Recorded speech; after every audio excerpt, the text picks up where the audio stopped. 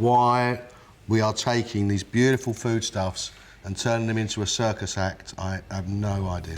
While Jillian and Matt struggle on, John is concentrating on his dish of roast mallard duck, Brussels tops, glazed figs, crushed celeriac and chestnuts. Gage Samaj, 1 soup du jour, 2 mallard, John, you're on. His excitement is short-lived. He can't locate his main ingredient. What do I do? Where do I take it? Where do I get the mallard? Where's the mallard? He finally finds his duck, but with minutes to plate it up, he's struggling. Come on, John. People waiting. With the table still waiting, Chef Patron Chris is getting frustrated. John, I need it now. You need to start coming now. John is still struggling as the orders come in. He can't cope with bringing all the elements of his dish together. You do that one, I'll finish this one for you, OK? Away now, or whatever. Not whatever. Where's it going? Sorry. Take it to the wrong table. 18. Where's it going? 18. Let's go table 18 away. I will happily take it to another table. Then we've got to cook it again. Then Yes, we're in chef. trouble. Absolutely. 2 hours into service, and the dishes are selling well, especially Jillian's. I had the grouse, which I thought was excellent. Flavour was tremendous. It was an excellent dish. Your compliments to the chef, Jillian, on your grouse. Fantastic. Spurred on by the praise, she powers her way through the remaining service.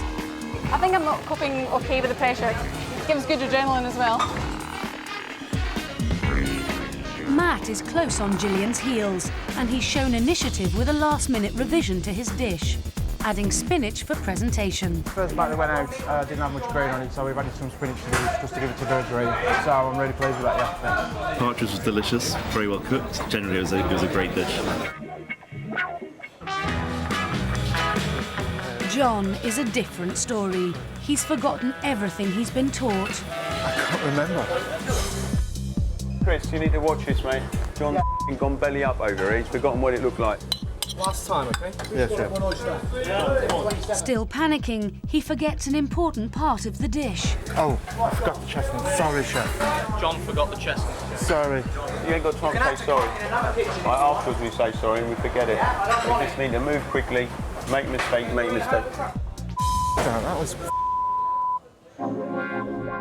It's the end of service.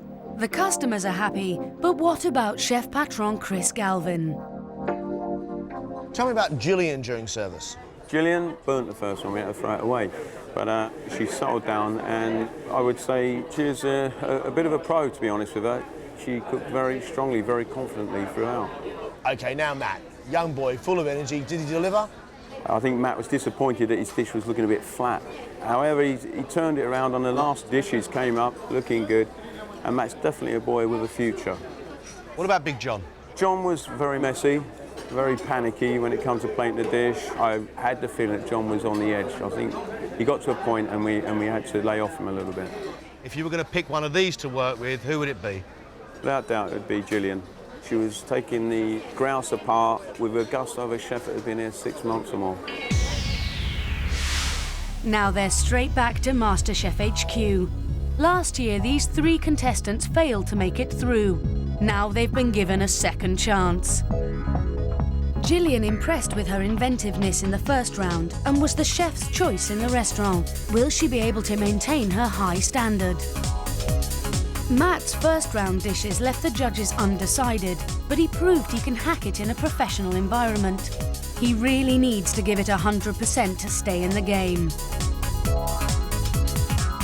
John's dishes on day 1 were a big hit with the judges, but he fell apart under the pressure of cooking in service. Can he keep his nerve and produce some winning dishes? You have 1 hour, your 2 dishes. At the end of it, one of you is going to be a quarter-finalist. Good luck.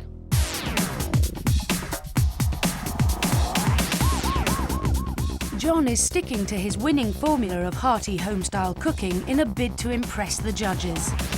John. Yes, sir. What are you doing for us now? Lightly spiced parsnip soup with falafel. The soup's got a hint of coconut in it. And I'm doing country-style nosettes of lamb and fondant potatoes. You're staying true to your British style with a couple of little wanderings, aren't you? Yeah, absolutely. There's only one question I have. Yes, sir. Parsnips and coconut? Try it. I shall. Falafels on the side is a nice idea. It's like a little dumpling. Coconut parsnips, I'm still not quite sure. Matt's hoping he's managed to rein in his flavour combinations enough to show the judges how much he's matured as a cook. My main course is basically fish and chips without the chips, mushy peas, which is like my minty pea sauce. Couscous is all the ingredients you find in tartar sauce, cornichons, capers, blanched onions, but instead of putting it in mayonnaise and having it as a sauce, I put those ingredients into the couscous. And I'm serving that with the cod loin, which is just coated in polenta, just giving a nice crunchy texture. We're still seeing experimentation from you, aren't we, Matt? I mean, if we didn't experiment with food, we'd all still be eating raw cows and that, wouldn't we?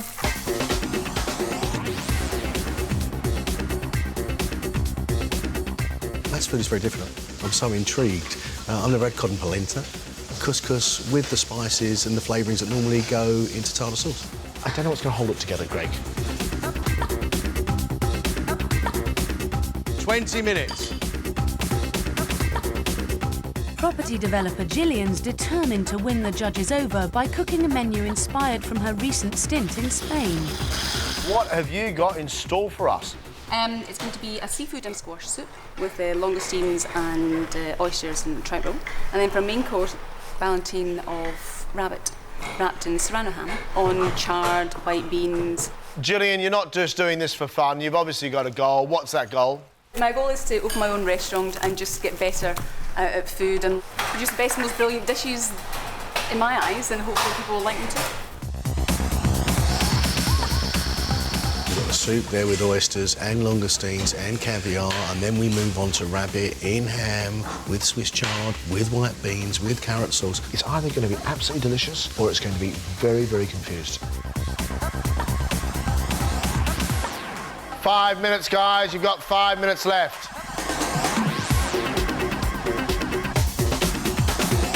That's it. It's over.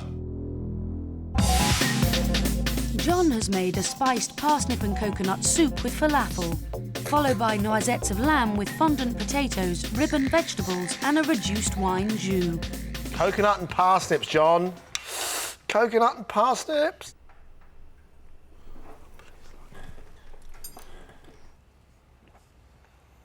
Very clever. It's rich, it's spiced, lovely heat. The fact of that falafel in there, which gives it some texture, makes it very, very Moorish indeed. Thank you. That is thick. It has parsnip sweetness. It has just a hint of coconut. You've got the spice of the curry powder, which is warming, and a little bit of sharp chili oil. John, I think your amalgamation is very, very good indeed. Thank you. We'll do away with your lovely soup and we'll bring the mixed colours of your lamb.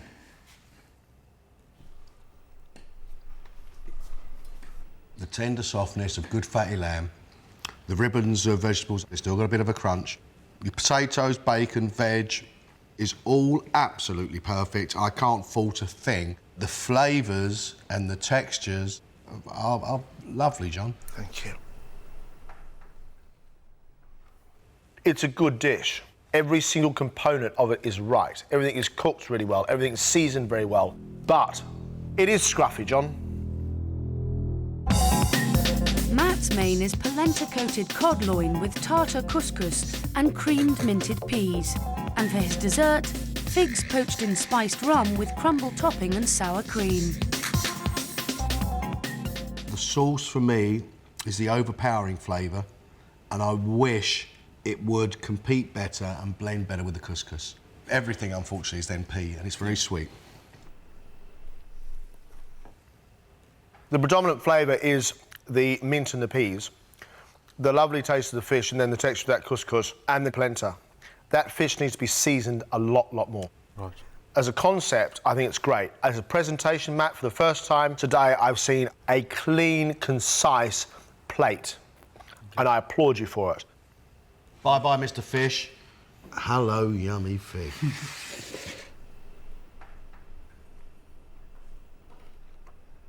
I love your rum sauce. It's rum going caramel, and it's absolutely gorgeous. I think this is a dish in the making. I don't think it's there quite yet. In flavour terms, it works in parts. It's a good start, Matt. It's not quite there, but it just shows a glimpse of how far you've come in that 12 months. For her starter, Jillian has made a squash and seafood soup with squid ink drizzle, followed by rabbit loin wrapped in serrano ham with white bean fabada. It does say to me that it's food that you serve to people to be impressive, and that's right. But you've got to be able to eat it. Yeah. You can dress it up as much as you like. The fact is, a bowl of soup. Somehow or another, it's got to move. If it's in a plate on the side, that's fine. Definitely taste the langoustine. Definitely taste the oysters. I think it works, but I think it just works. Okay. I think the ideas are really good. It is very, very rich and very, very strong. Sweet, well flavoured, hint of the oysters, hint of the fish eggs. I think it tastes very good. You've gone well over the top on decoration, but the basis of your flavourings and your texture is bang on. Let's move from your soup to your main course. Now that we're looking at it and we're reflecting on it, is it overdressed? A little, yes. I mean, I can't even get all bits on one fork.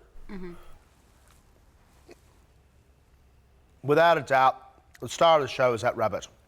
Delicious, soft, the ham around the outside, salty, rich as well, which takes both flavours together. I think it's great.